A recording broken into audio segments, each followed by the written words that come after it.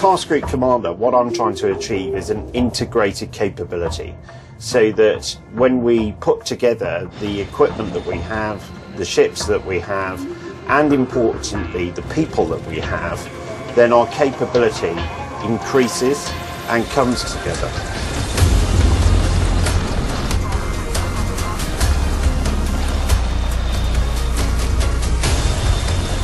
There are two things we're hoping to achieve on this exercise from our squadron perspective, and that is our ability to operate in the maritime environment on a large platform with a large number of aircraft. The other thing is anti-submarine warfare on an enduring basis, where we'll have 3 aircraft permanently in the skies. For exercise Deep Blue, we've embarked 9 Merlin Mk2 helicopters. The Merlin Mk1 from the outside looks almost identical to the Merlin Mk2. The main differences are the interior, the avionics suite. All the sensors have been upgraded or altered, and the cockpit is all new. So it's cutting-edge technology. The Lockheed solution is a fully integrated system.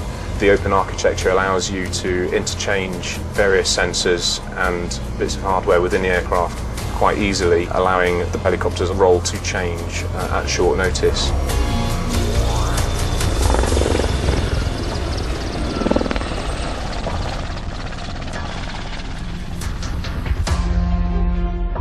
Deep Blue is an important exercise for the Royal Navy because it allows us to practice large-scale anti-submarine warfare operations.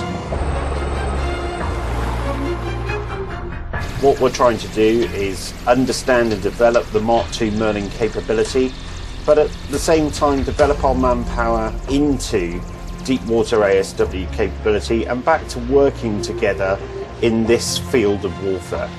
So whereas we've always done this kind of work, what we're trying to do is really get back into it in a big way and make sure that our standards and practices are exactly where we want them to be.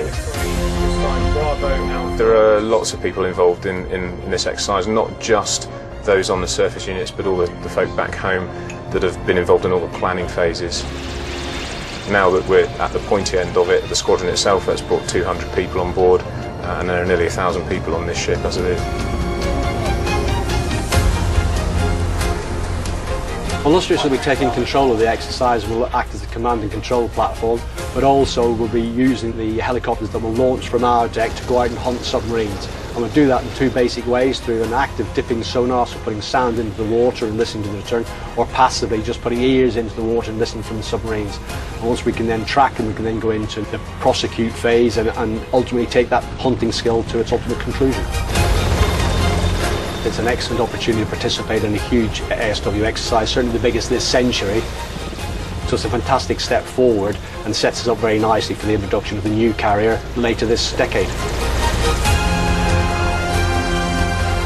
The long-term implications of the tactical development, the equipment development, and of course that training and investment in our manpower, that means that we're right back up as a world-leading Navy in anti-submarine warfare.